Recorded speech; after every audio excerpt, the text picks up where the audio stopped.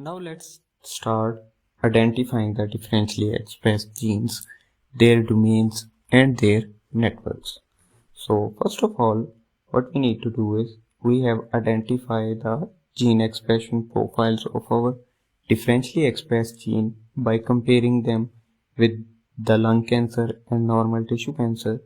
After that, we applied appropriate statistical method using the R programming language and using the packages dset2 and hr. After that, we have concluded 3 upregulated and 2 downregulated genes for further analysis.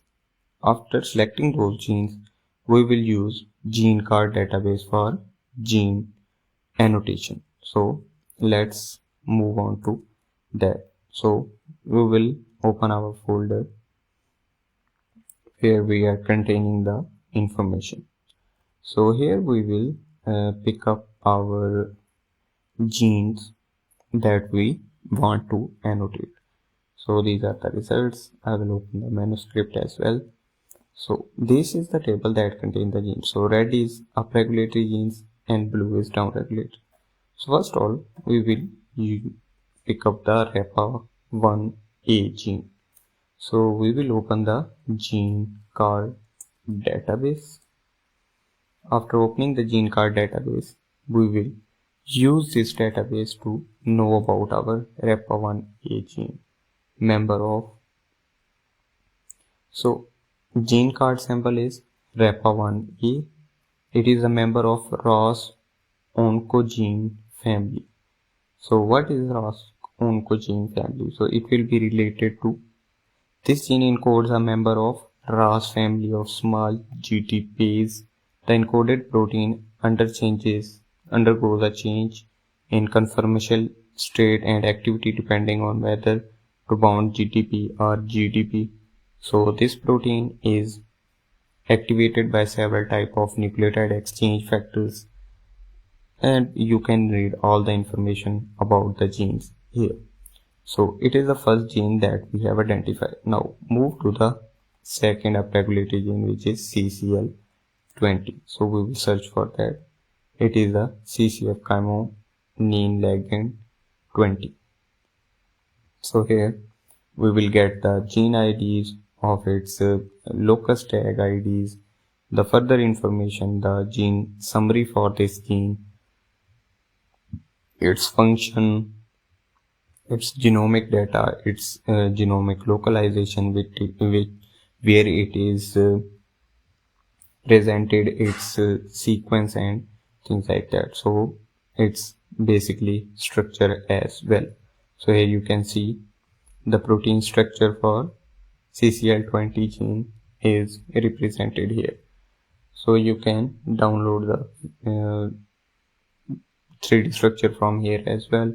You can learn all the new kinds of things about this gene from this database, where it is located, its subcellular location, it is in the external and nucleus compartments of the cell. So you can read all the information here. You can also see the interacting protein of CCL20 gene, which is CXCL12 and things like that. So you can use the tabs above. If you just move on to allies, paralogs, disorders, pathways, domains, product, drugs, proteins, expression data, publication on these genes, its function, its sources, where the information was retrieved, genomic summaries, and you can use all this information according to write the materials that you need for your research paper, because you have to know your data very well. So that was one example of how to annotate your genes. The second one is we have to identify protein sequences. So protein sequencing of the selected differentially expressed gene were retrieved from the National Bioinformatics Center of Biotechnology Information, which is NCBI protein database. So we will open our website, which is NCBI protein database, and here we will search for CCL20 gene. So now let's just wait while it's being loaded. So CCL20 C motif camo ligand 20. So we can use this protein to gene information to download the protein. So if we move down here, we will get the mRNA and protein. So here is the protein sequence of our gene. We need the protein sequences of other genes as well, which is the RAPA1. Here it is, RAPA1. And after that we need the CCL5 gene. We will open up here, download all the genes protein sequences that we need to perform the further analysis our of our research paper. So we will get the SERP1 gene protein sequence. After that we will get CDKN21 2A sequence as well. So here we have the information of CCL20 gene, so we'll click on FASTA. After that we will open this database and then open the protein. After that we will move along to the downside and then click on protein, and here we will stress associated endoplasmic reticulum protein 1, which is a separate down regulated gene, so we will get its protein sequence as well. And so here we can see here is the protein sequence of CCL20. We will open it side by side, and here we will create a text file that will contain protein sequences of DEGs. So let's just remember it is a analysis to showcase how your research will be done. So you don't have to select 5 to 6 genes, you have to select at least 20 to 15 genes to perform a throughout analysis. So after selecting the genes, you have to modify them as well. So CCL20, I will change their FASTA names as well. So here it is the RAPA1 gene and this is the CCL5 gene. So okay, so there is a slight problem with my internet, and here we will open the CCL5 gene. So these are the upregulatory genes. We haven't included the RAPA1. Here is the RAPA1A protein. So we will also rename this according to the name that we have here. So it is a RAPA1A. So that's 3 sequences of upregulatory genes. So now move to the downregulatory part. So we will close this, and here we have the stress associated Homo sapiens protein. So we will download its protein as well and search for the last protein that we have, CDKN2A.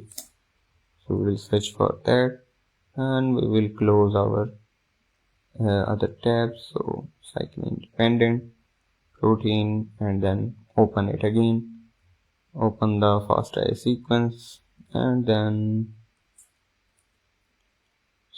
we copy it and then paste it here and also rename it. So how which name we are going to give this protein, it's written right here that we got from our sample. So then we will open the last sequence protein and then download the protein sequence in FASTA. So we got the sequence here and then just paste it here and rename it according to the CDKN21A. So here we got the protein sequences. So let's just move to the, we have officially identified the differentially expressed genes. After that we have downloaded the protein sequences from protein database of NCBI. After that, we will perform the domains analysis. So this means the protein domain analysis is important because we need to know that these domains are part of human body. So they contain a domain which is present in humans. So for that, we will move to the NCBI CDD, and then here we will have the website which will show us the conserved domain analysis. So after here conserved domain and protein classification tab, we will search for the batch cd search. So once we are here, we will enter the query protein sequences. So these are our queries. First three are upregulatory genes and last two are downregulatory genes. So we will paste them here, and then we will choose the database according to your own need. I am good with the PFAM, so I will select PFAM and then enter submit. While it is submitting, I want to show you a tool that we need to analyze. So the tool name is TB Tools. So TB Tools is a very good tool that we use for analyzing the different bioinformatics visualization. For example, it has a very good interface and it is built on Java, and you can download this from CGChen official GitHub. So that is a good tool. So here you can perform all the analysis that is given here. You can check this out. The tool name is TB Tools. So after this, we will have the full. We will download the full, and here we have the IDs and PSSM ID, the e-value, bit score, and protein superfamily and hit type and things like that, and the protein domains as well. So we will download the file.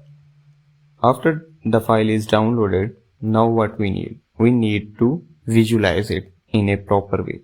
So what we're gonna do is we will move to our TB tool install program and then move to the graphics section. After that, we will go to the option basic biosequence structure illustrator and then visualize the motif pattern from NCBI batch CDD. Click on it, then it will say set the input CDD table file. So then we will drag the downloaded file which we downloaded from the tab here, and then paste it here and close this tab, and then we will set the input FASTA file which is present in our folder which we named protein sequences differentially expressed genes, and then close. After closing, we will hit on the search result, and then we will get our protein. So I shown you earlier that one protein belong to the RAS protein family. So that's why it is showing the RAS domain here, and some of the families belong to ANK, and that's why it is showing the ANK domain here. So now that we have made our graphical representation, we want to save this graph. We will save this graph in PNG and SVG and name this lung cancer domains, and then save it. After that, we will go to our documents and then we will search for the lung cancer domains and then move these files to our result tab. Here we got these, and then we'll paste them here. So here we have the proteins that we need, domains that we need for the research protein domains. So we have the distribution of sample and expression density. We have the volcano plot of differentially expressed gene and the mean difference plot. Now we have the protein domains, and one thing we will add here will be the network analysis. which we can also call our protein interaction network as well. So for that we will just look at the theory here. So now that we have identified the protein domain, the afterward step was the detection of protein using the TB tools. So we use the TB tools. After that we will perform the protein interaction by using the string database. And then we will, for that what we need the string database. And we will type string here, functional annotation of proteins, and then protein name. You can search by different option that is provided here. We will select proteins by sequences, and then we will copy all the sequences and paste it here. After pasting this, what we need to uh, give it an option for the organism. So for example, our organism is Homo sapiens. We will select this and perform the search tab.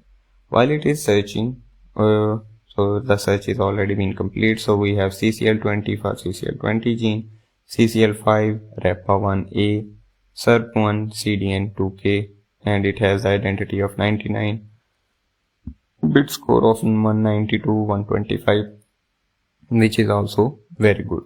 So now we have this basic interaction of CCL5 and CCL20 interacting with each other, and all other proteins are not interacting. So what we need to do? We need to enhance this network to find more similar proteins. So now we can see that CCL5, CCL2, CCL22 is interacting with CDNK21 and CDK4, which means that our two upregulatory genes is interacting with one downregulatory gene, which is CDNK2. So we will enhance this more, and then we will find out that our CCL2 genes is also interacting, CCL2 or CCL20 gene is also interacting with REPA1A. And if we enhance this more, will we find any chance that our protein interact with one other downregulatory gene, which is SERP1? So we haven't found any interaction till net. We have magnetized it to the power of 5. We have found 5 to more 5 to more nodes for this, but still we haven't found any interaction. So for me this is good. We have one protein which is not interacting with any other protein, and all other 4 proteins are interacting with each other. So we have 2 upregulatory genes which is basically interacting same to same with the downregulatory gene, and we have one upregulatory gene which is also interacting with other proteins like TP53. If you are into health bioinformatics, you should know that TP53 is a very important gene. So what we need to do here, we have the interaction here. We can use this interaction to carry out our results. If you want to, you can download this graph from here, but if you need to enhance this more, you can also do that by using the software which is Cytoscape. So if I show you my Cytoscape, so here you can see there is an app installed in my computer which is Cytoscape. So you can use the Cytoscape to enhance the networks, to enhance their visualization, enhance their configuration, and things like that. So now we are here. We will download this by clicking on the export button and then click a high resolution bitmap. So we will download this, and we will also download the tabular text format, which will be the TFC file that we can use to enhance the program in Cytoscape. So what is Cytoscape? So if we search for this in internet, So Cytoscape is an open source bioinformatics for visualizing molecular interaction network and integrating with gene expression profile. So Cytoscape is already fetching a file. I think it's the file that we have opened up there. So let's just wait for that. So we will allow the app to work, and then we can see we have downloaded our network. If we click here, so here we can see we have downloaded the network, and then we will drag our network and move to the results tab if we can. So we will move to the downloads tab, and here we will have the downloaded interaction. So we will crop the interaction file and make it look more representable. So you can also edit this in Cytoscape as well, which I'm going to show you, but I'm gonna keep it that way because it is way much better and also very magnified, and all the colors are showing because it is not a complex network to configure in the Cytoscape.